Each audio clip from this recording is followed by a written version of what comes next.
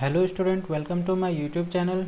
Student, आज हम देखने वाले हैं CSI और नेट मैथमेटिकल साइंस जून 2011 का क्वेश्चन नंबर 24। तो सबसे पहले हम लोग क्वेश्चन को पढ़ेंगे और फिर इसको देखेंगे कैसे सॉल्व करना है। तो आइए पढ़ते हैं। Let f(n)x equal to x to the power 1/n for all x belongs closed 0,1। Then first दे रखा है limit n tending to infinity f(n)x exist for all x belongs close 0,1। Second बोल रहा है limit n tending to infinity f(n)x defines a continuous function on close 0,1।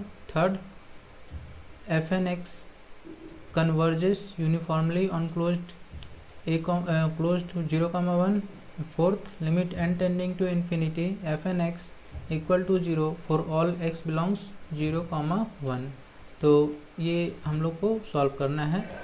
तो सबसे पहले देखिए हमें क्या दिया है, गिवन जो है उसे पहले लिखते हैं। तो गिवन है सीक्वेंस ऑफ फंक्शन हमको दे रखा है। सीक्वेंस ऑफ फंक्शन,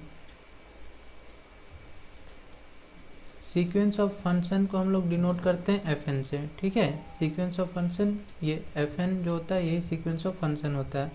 तो हमारे पास fn क्या दे रखा है, fn दिया हुआ है x to the power 1/n such that x कहाँ से आ रहा है, x का वैल्यू क्लोज्ड 0,1 से आ रहा है। ठीक है, तो अब हमें क्या करना है, ऑप्शन को देखना है और उसके अकॉर्डिंग इसे सॉल्व करना है। सबसे पहला बोल रहा है limit n tending to infinity f(n)x exist for all x belongs close 0,1। तो सबसे पहले हमें क्या फाइंड आउट करना है, लिमिट फंक्शन।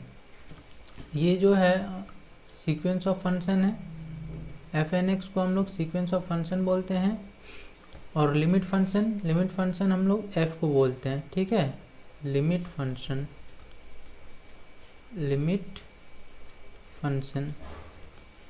फंक्शन को हम लोग f से डिनोट करते हैं। ये क्या होता है, ये होता है f(x) equal to limit n tending to infinity f(n)x for all x belongs closed 0,1 के लिए। ठीक है, देखिए अब इसी को हम लोग शॉर्ट में ऐसे भी लिखते हैं directly, f equal to limit n tending to infinity fn। ठीक है, दोनों का मतलब सेम ही होता है। चलिए, तो हम लोग को सबसे पहले अब लिमिट फंक्शन निकालना है। तो लिमिट फंक्शन हम लोग निकालते हैं, जो भी सीक्वेंस ऑफ फंक्शन दे रखा है उसी से हम लोग को लिमिट फंक्शन निकालना है, बस limit n tending to infinity find करके। ठीक है, तो हम लोग ले लेते हैं limit n tending to infinity f(n)x, limit n tending to infinity f(n)x। ठीक है, अब देखिए यहाँ पे जो x है वो कहाँ से वेरी कर रहा है, 0 to 1, क्लोज इंटरवल 0,1। ठीक है, यानी कि हम लोग लिख सकते हैं limit n tending to infinity x to the power 1/n such that x कहाँ से आ रहा है, क्लोज 0,1 से। अब क्लोज 0,1 से आ रहा है तो हम लोग को सबसे पहले क्या करना है, सबसे पहले हम लोग को x का हर एक वैल्यू के लिए चेक करना है कि क्या क्या वैल्यू आ रहा है। सबसे पहले x पुट करेंगे, उसके बाद n tending to infinity put किया जाता है। लिमिट हम लोग को बाद में लिया जाता है, सबसे पहले x का वैल्यू पुट किया जाता है। ठीक है, तो सबसे पहले 0 पे हम लोग चेक कर लेते हैं, हम लोग को हर एक पॉइंट पे चेक करना होता है। तो हम लोग देखते हैं limit n tending to infinity, x का वैल्यू जब 0 होगा तो क्या होगा, x का वैल्यू 0 रख लो, 0 1 टू द पावर n, तो क्या दे दिया, ये 0 दे दिया। कब, जब x का वैल्यू 0 था। ठीक है, x जब हम 0 ले रहे हैं तो ये दे दिया। नेक्स्ट, अब मान लीजिए आप x का वैल्यू 0 ना रख करके 0 और 1 के बीच कुछ भी रख लीजिए। x का वैल्यू हम लोग क्या कर रहे हैं, 0 और 1 के बीच का कोई वैल्यू चूज कर ले रहे हैं। अब 0 और 1 के बीच का कुछ वैल्यू चूज कर रहे हैं, सपोज दैट उसको हम लोग अल्फ़ा मान ले रहे हैं। ठीक है, 0 से 1 के बीच जो भी फंक्शन है उसको हम लोग अल्फ़ा मान रहे हैं। 1/n। अभी अल्फ़ा कहाँ से लाइज कर रहा है मैं आपको बता देता हूँ। अल्फ़ा 0 से बड़ा है और 1 से छोटा है, इस रेंज में अल्फ़ा लाइज कर रहा है। तो अब हम लोग यहाँ पे अल्फ़ा तो पुट कर दिए, अब इससे कुछ नहीं निकला। अब हम लोग को limit n tending to infinity put करना पड़ेगा। तो जैसे ही हम लोग limit n tending to infinity put करेंगे, ये क्या आ जाएगा, अल्फ़ा टू द पावर 0। और अल्फ़ा टू द पावर 0 क्या होता है, इसका वैल्यू 1 होता है। तो ये कब हम लोग कर पा रहे हैं, जब x कहाँ से आ रहा है, जब x का वैल्यू 0 और ओपन 1 से आ रहा है। ठीक है, 0 ओपन 1। अब नेक्स्ट हम लोग देखते हैं, अगर हम लोग 1 पे चेक करें तो क्या होगा, limit n tending to infinity 1 to the power 1/n। तो 1 पे भी 1 आ रहा है, जब x का वैल्यू 1 था तभी 1 ही आ रहा है। ठीक है, तो लिमिट फंक्शन क्या आ गया, लिमिट फंक्शन, एक सेकेंड रुक जाइए,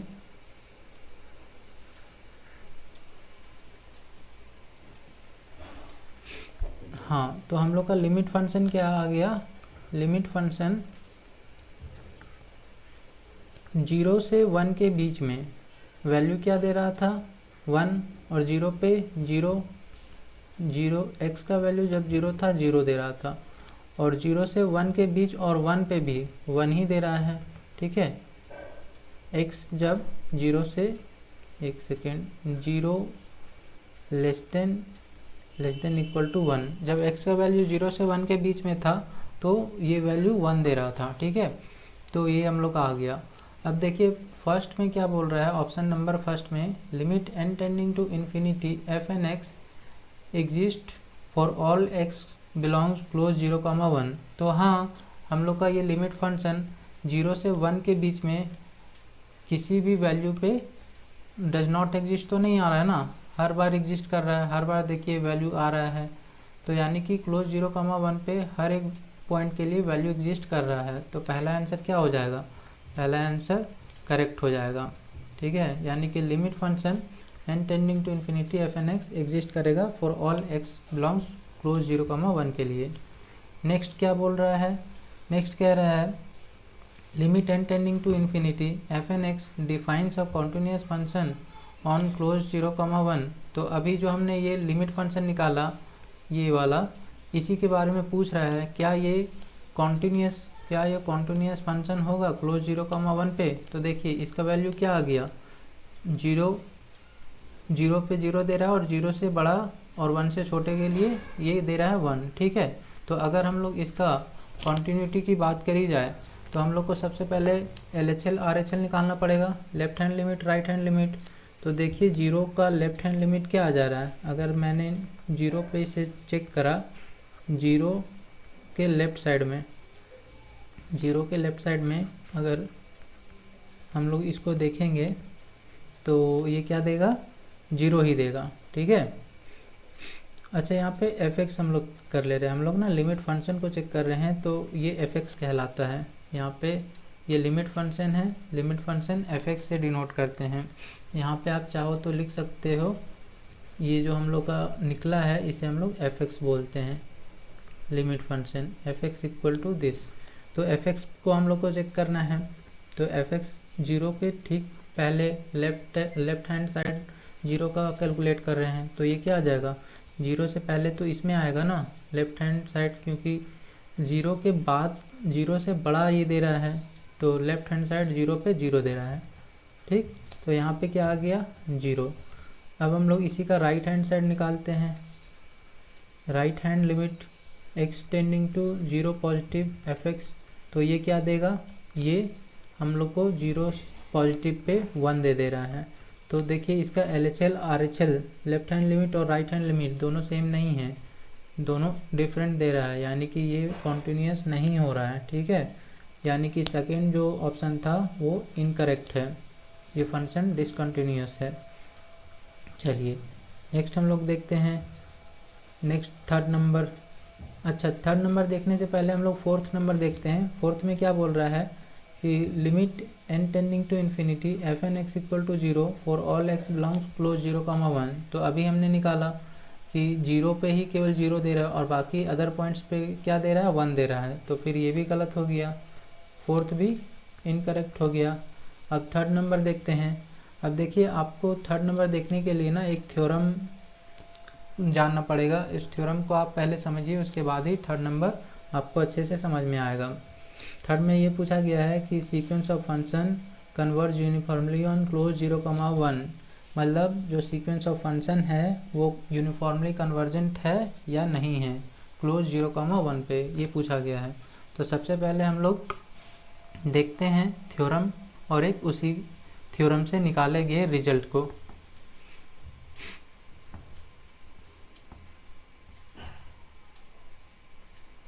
तो देखिए ये मैंने थ्योरम पहले से लिख के रखा है। क्या बोल रहा है, if F N is a sequence of continuous function on an interval closed A comma B, if F N converge to F uniformly on closed A comma B, then F is continuous on closed A comma B.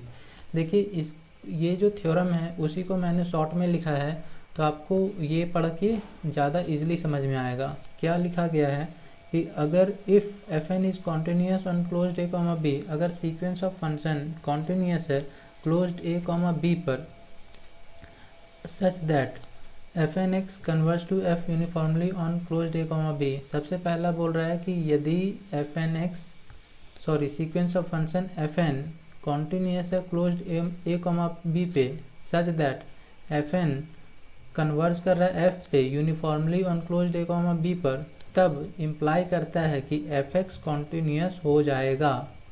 F x continuous होगा कहाँ पे, closed A comma B पे, और ये F क्या है, ये limit function है, लिमिट फंक्शन कॉन्टिन्यूस हो जाएगा। ठीक है, तो इसी से एक रिजल्ट आया वो हम लोग देख लेते हैं। यहाँ पे ये बताया जा रहा है, देखिए यहाँ पे ना सिंपली ये बोला जा रहा है कि मान लीजिए कि sequence of function F N continuous है।